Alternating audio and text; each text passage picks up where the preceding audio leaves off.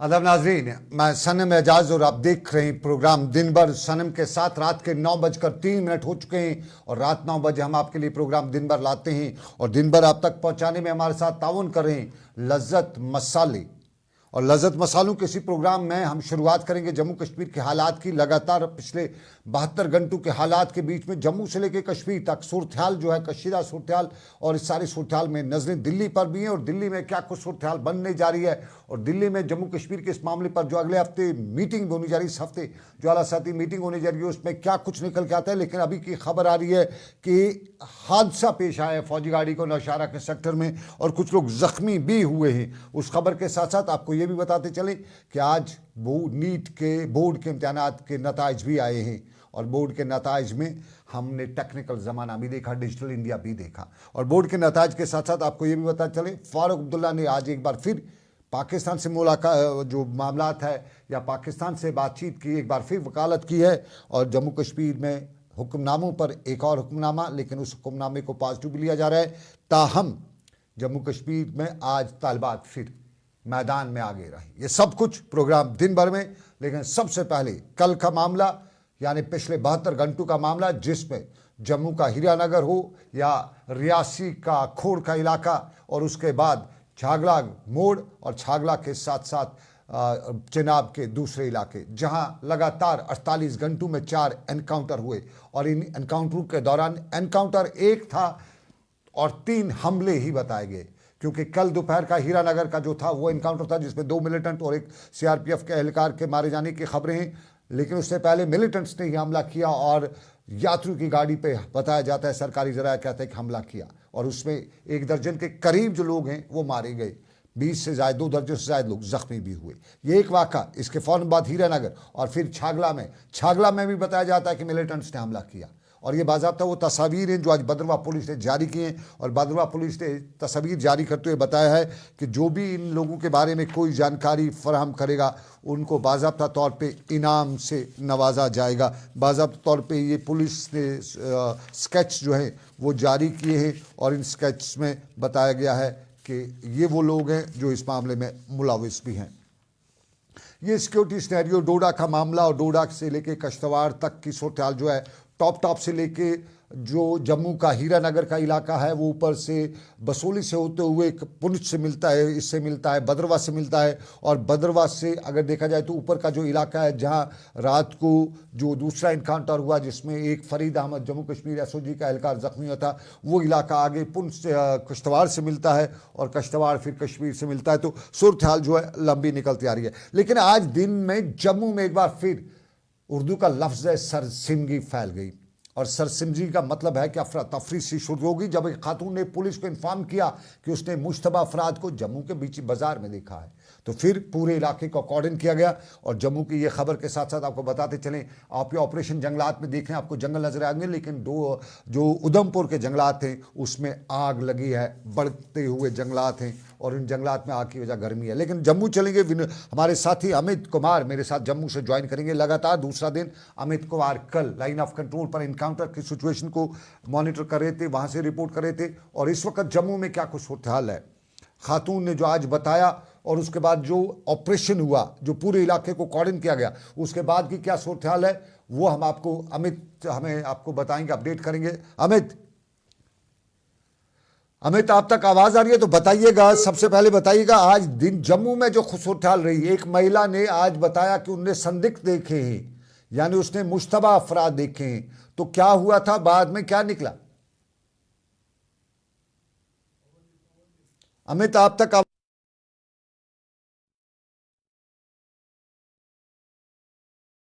Police को inform किया था कि उसने संदिग्ध यानी मुश्तबा अफराद को देखा। अमित कुमार से जम्मू में राब्ता हो सके और अमित से जान सकें कि डोडा की क्या सिचुएशन है, सिक्योरिटी का क्या सिनेरियो है और फिर ये हमले जो हुए हैं आने वाले दिनों में किस तरह की इससे सिचुएशन बनती जा रही है, क्योंकि कश्मीर में भी सिक्योरिटी को टॉप अलर्ट पे रखा गया है, हाई अलर्ट पे रखा गया है, जम्मू में भी सिक्योरिटी को हाई अलर्ट पे रखा गया है और वज़ीर-ए-आज़म नरेंद्र मोदी भी जैसे ही फॉरेन दौरे से वापस आते हैं तो जम्मू कश्मीर की सिचुएशन को लेकर एक आला सतही मीटिंग भी बुलाई जा रही है और इस मीटिंग के बाद देखा जाएगा कि क्या कुछ लाहे अमल तैयार किया जाता है। बताइए।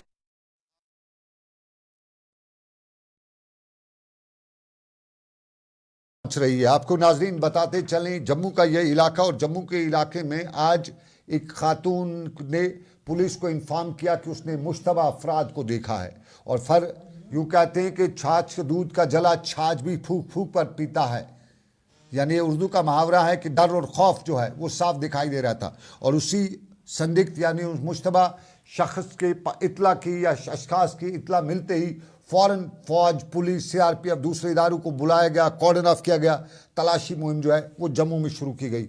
और ये सिचुएशन जो है जम्मू के प्रॉपर के इलाके में नजर आई। और फिर आपको ये भी बताते चले कल दिन की सूरत हाल जो है।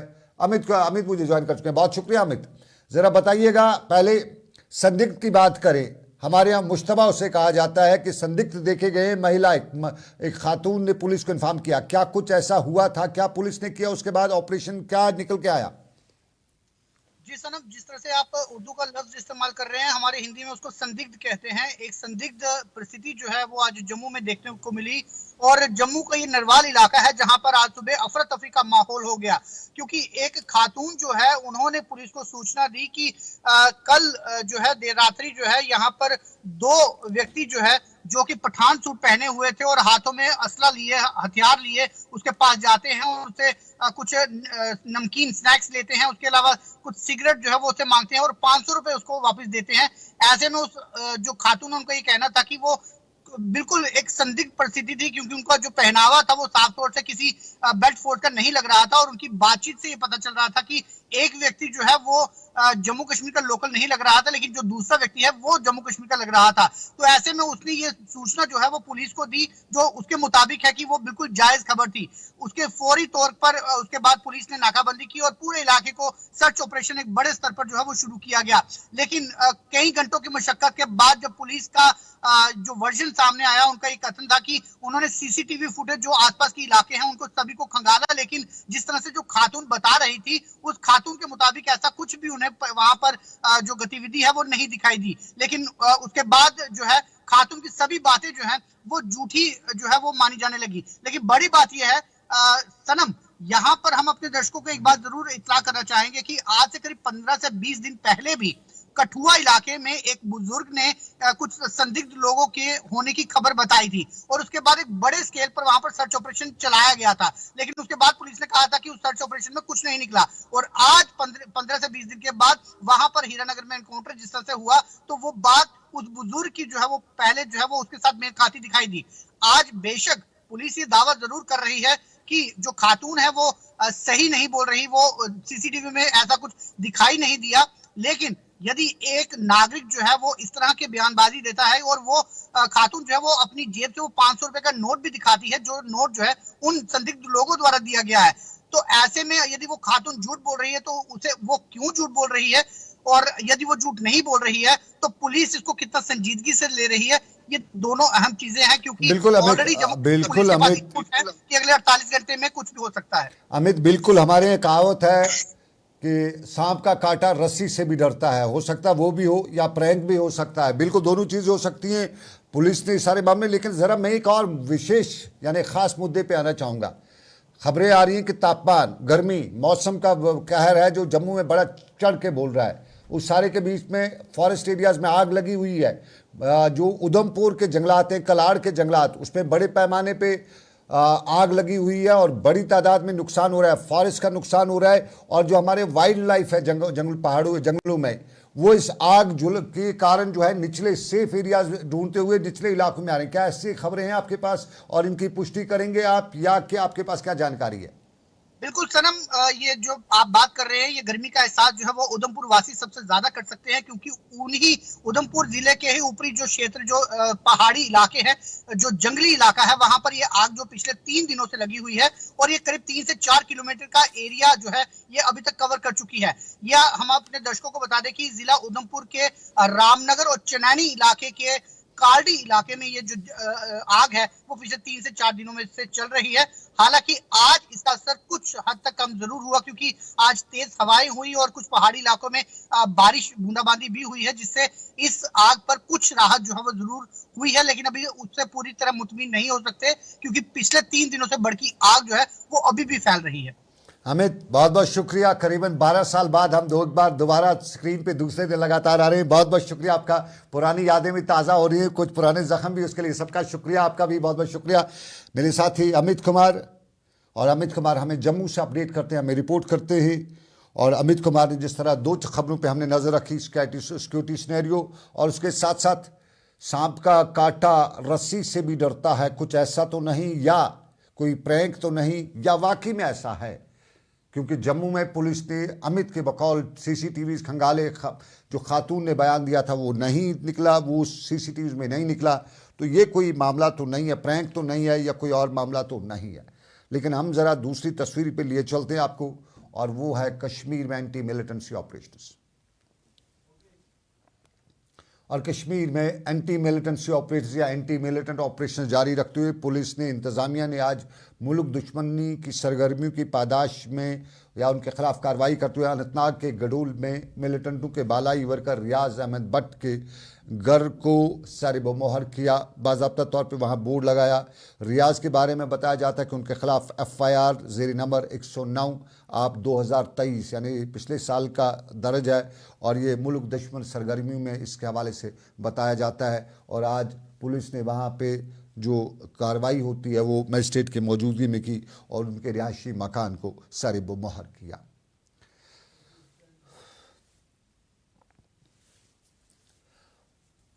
और नाजरीन, कश्मीर से लेके जम्मू कश्मीर के हालात, और इन हालात में के बीच में जब वज़ीर-ए-आज़म गैर मुल्की दौरे पर गए हुए हैं, तो वज़ीर-ए-आज़म जो ही गैर मुल्की दौरे से वापस आते हैं तो माना यही जा रहा है कि जम्मू कश्मीर से मुतालिक या जम्मू कश्मीर की सूरत-हाल से मुतालिक इटली से वापस लौटने के बाद एक आला सतही मीटिंग भी दिल्ली में बुलाई जा रही है, और इसमें जम्मू कश्मीर की ताज़ा तरीन सूरत-हाल को पर भी बहस की जाएगी।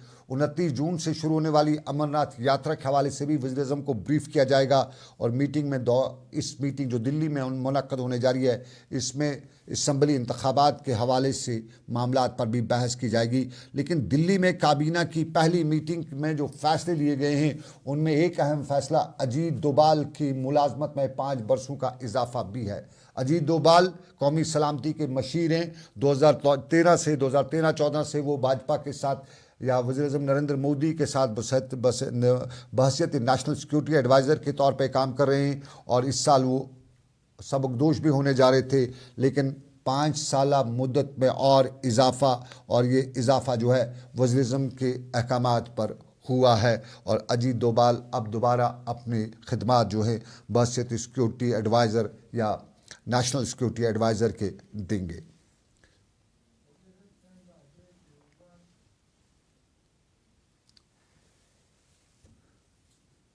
वज़ीर-ए-आज़म इटली से वापस आने के बाद दिल्ली में आला सतही मीटिंग से खिताब भी करेंगे, लेकिन उसके साथ साथ योगा दिन पर कश्मीर भी आ रहे हैं। वज़ीर-ए-आज़म नरेंद्र मोदी कश्मीर के शेर कश्मीर इंटरनेशनल कन्वोकेशन सेंटर में मुनक्कद एक तकरीब पर मेहमान भी रहेंगे, और योगा डे पर मेहमान खसूसी के बतौर मौजूद रहेंगे।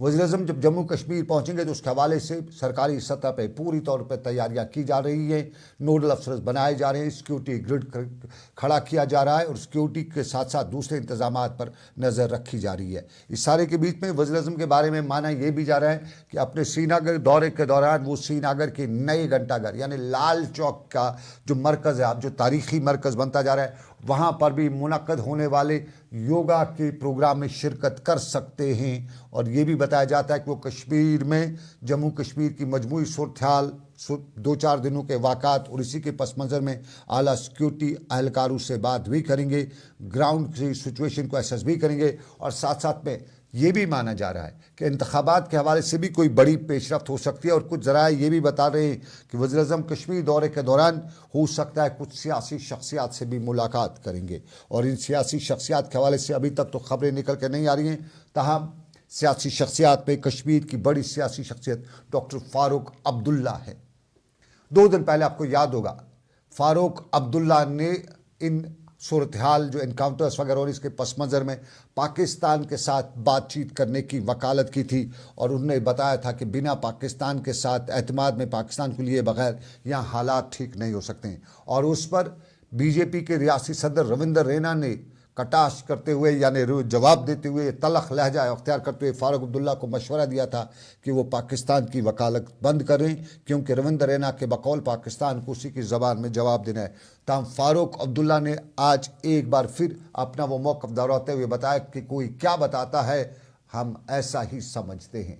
साथ साथ में मीडिया ने उनसे उमर अब्दुल्ला के इंतखाबात के हवाले से बयान से सवाल भी पूछा, तो फारूक अब्दुल्ला ने उसके जवाब में बताया कि उमर अब्दुल्ला तो नहीं मान रहे हैं, लेकिन उन्होंने ये बताया कि वो यूटी में इंतखाबात नहीं लड़ेंगे। ताहम नेशनल कॉन्फ्रेंस की लीडरशिप उनसे बराह रास्त रब्ता बनाए हुए और उन्हें मनाने की कोशिश कर रही है कि वो इंतखाबात में हिस्सा लें, क्योंकि फारूक अब्दुल्ला ने बताया कि इंतखाबात ज़रूरी है।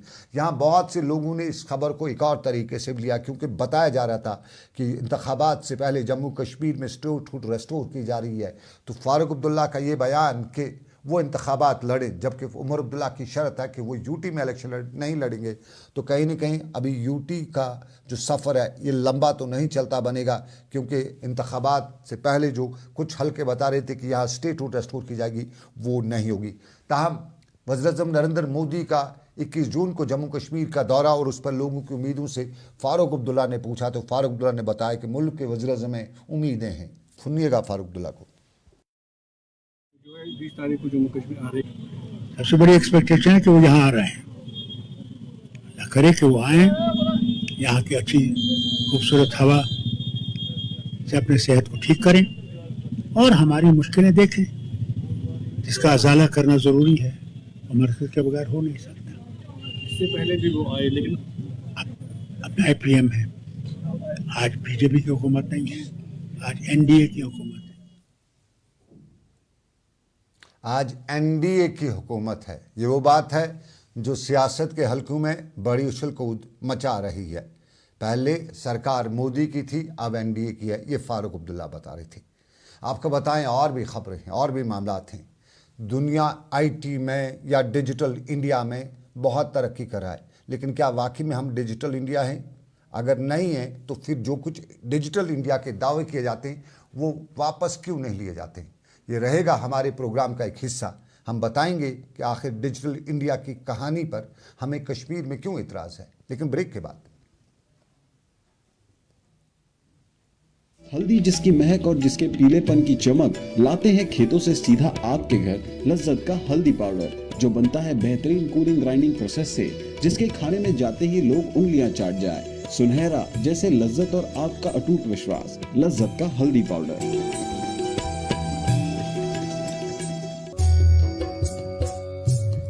मटन तो है सबकी फेवरेट, और यही मटन जब बनती है लज्जत के मीट मसाला के साथ, तो मीट का स्वाद लगे जायकेदार हर बार और बढ़ाए लज्जत से आपका प्यार। आज ही ले आइए लज्जत का मीट मसाला।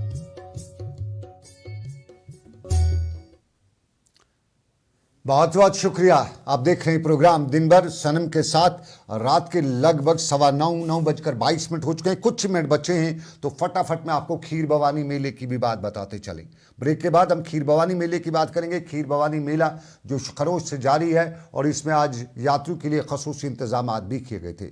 महकमे सेहत के डायरेक्टर हेल्थ सर्विस कश्मीर ने commissioner secretary health doctor Abid के कहने पर या उनके अहकामात पर आज यात्रियों के लिए खसूसी स्टॉल भी लगाए हुए थे, और डॉक्टर मुश्ताक अहमद जो डायरेक्टर हेल्थ सर्विस कश्मीर हैं खुद आज मेरे इस कैंप में मेलों की निगरानी मेले में अपने कैंप की निगरानी कर रहे थे। और यहाँ पे डॉक्टर मुश्ताक ने बताया कि चाहे वो खीर भवानी का मेला हो या कोई और मुकाम हो, चाहे वो अमरनाथ यात्रा हो, जम्मू कश्मीर में इंतज़ामिया से लेकर महकमे सेहत के एहलकार खुश असलूबी से अंजाम दे रहे हैं और हर वक्त अपनी जिम्मेदारी का सबूत भी फराम करते हैं। डॉक्टर मुश्ताक अहमद का एक साउंड बाइट और उसके बाद आपको ईद की भी बात बताएंगे, लेकिन पत्ते की बात ईद की बात रहेगी।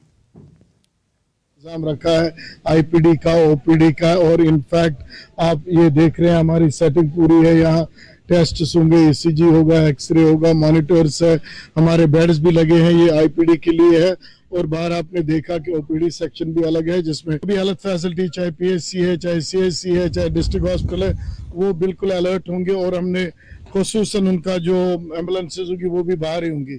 जहाँ पे कहीं पे भी कोई परेशानी होगी तो हमारा ट्रीटमेंट मिलेगा। उसके बगैर यहाँ जो इनका एकोमोडेशन है वहाँ भी हमने ट्रीटमेंट यूनिट एक रखा है जिसमें डॉक्टर होगा, लेडी डॉक्टर होगी, राउंड द क्लॉक होगा पूरे 4। इस कैंप के दौरान महकमे सेहत की जिम्मेदारी है। इस मेले के दौरान अमरनाथ यात्रा के हवाले से भी महकमे सेहत बाज़ाब्ता तौर पे अंटोज पे है और प्रोग्रामों को हतमी शक्ल भी दे रहे हैं। लेकिन आपको बता रहे दे हतमी शक्ल आपने ईद के हवाले से भी दे रखी होगी अपने प्रोग्रामों की, लेकिन ये ईद कुछ फीकी फीकी है। बाज़ार में वो सब कुछ नहीं है जो ईद पे हुआ करता था, जो ख़रीदारी हुआ करती थी। ये तस्वीर देखिएगा, ये बाज़ार की हैं, सोपोर बाज़ार की ये तस्वीर है। तो सोपोर बाज़ार में ईद कितनी फीकी फीकी है अंदाज़ा कर लीजिएगा। दुकानदार खाली बैठा हुआ है, ख़रीदार है नहीं। चाहे ईद पे नई क्रॉकरी ख़रीदी जाती है, कपड़े ख़रीदे जाते हैं, वाजवान के लिए मसाले ख़रीदे जाते हैं, खूब रश चहल पहल होती है हमारे बाज़ारों में। लेकिन अब की बार जेब शायद इजाज़त नहीं देता और वाकई में ऐसा ही लग रहा है। अपनी जेब का हाल देखते हुए ऐसा लग रहा है कि अब की बार भी ईद फीकी फीकी ही चलेगी। और इस फीकी ईद की जो तस्वीर है वो चाहे श्रीनगर हो, चाहे सोपोर हो, जम्मू कश्मीर का कोई और हिस्सा हो, हर जगह पे कश्मीरी के चेहरे पे वो रिवायती मुस्कान तो है, लेकिन उस मुस्कान में भी मायूसी साफ झलक दिखाई दे रही है। दुकानदार ने अपना माल सजा रखा है, लेकिन माल तो सजाएगा, ख़रीदार कहाँ से लाएगा। ये तस्वीर का एक रुख, लेकिन दूसरा रुख दिखाते हैं।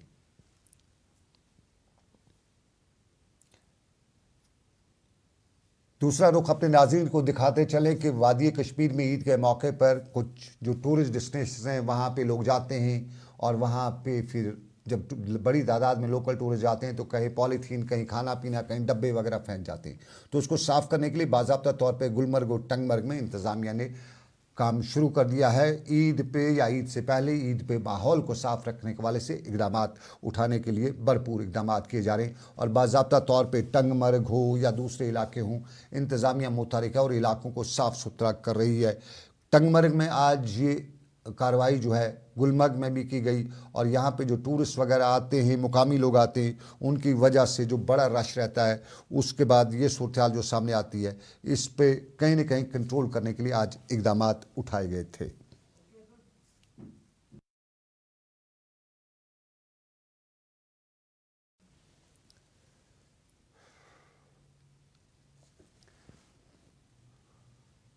और नाजरीन, मैं चलते चलते डिजिटल इंडिया की बात करूं। आपको याद होगा आज हमारी 10वीं जमात का रिज़ल्ट आया है। ये ठीक ईद से 2 दिन पहले आया। तो आज हमारे डिजिटल इंडिया के ज़रिए जो ईद के जो इम्तिहानात 10वीं के नताज आए हैं, उनमें जो साफ ज़ाहिर है बच्चियाँ बड़ा आगे चल चुकी हैं। 98% बच्चियों ने रिकॉर्ड तोड़ किया है। ख़ासतौर पर प्राइवेट स्कूलों में अच्छा हुआ है और टॉप लड़कियों ने किया है। लेकिन जो बच्चे आज फेल हुए हैं, क्या वो ईद मना सकेंगे? उनके घर वाले ईद मना सकेंगे? तो हमारे बोर्ड के हुकाम से यही सवाल कि ठीक है, बच्चा पास होता है, फेल होता है, ये ज़िंदगी के दोनों रुख हैं। तो इसमें ईद से पहले आप तो अफवाहें पहले दिन उससे बड़ी उड़ा रहे थे, फिर ये ईद पे क्या इम्तिहान के नताइज जाहिर करना। लेकिन नताइज जब जाहिर कर दिए तो मैं सवाल जो है हमारे बोर्ड हुकाम से पूछना चाह रहा हूँ कि हमारा डिजिटल इंडिया है और डिजिटल इंडिया में हमारे जो 10th के इम्तिहानात हैं ये मार्च में लिए हैं, मार्च से पहले लिए। 3 महीने के बाद आप हमारे 10th के बच्चों के रिजल्ट निकाल रहे हैं। डिजिटल इंडिया में अगर 3 महीने रिजल्ट को डिक्लेयर करने में लगते हैं तो फिर कौन कहेगा कि हम डिजिटल इंडिया नई दुनिया में रहते हैं, टेक्नोलॉजी में रहते हैं। तो हमारे बोर्ड हुकाम से हमारी यही गुजारिश है, हम सवाल उनसे ज़रूर ये पूछना चाहेंगे कि अगर ये डिजिटल इंडिया है तो फिर क्यों हमारे बच्चों के साथ ऐसी गफलत की जा रही है। तुलबा को अगला जो आज फेल होगा उसका रिज़ल्ट जो है आज आपने दिया, वो कब फॉर्म भरेगा, कब अगले एग्ज़ाम में बैठेगा। तो ये सबसे बड़ा सवाल है, कितना वक्त आपने ज़ाया किया। और फिर सबसे पहले यूजुअली दुनिया में, हिंदुस्तान की दूसरी रियासतों में भी यही होता है कि 10-15 दिन में रिज़ल्ट आ जाता है।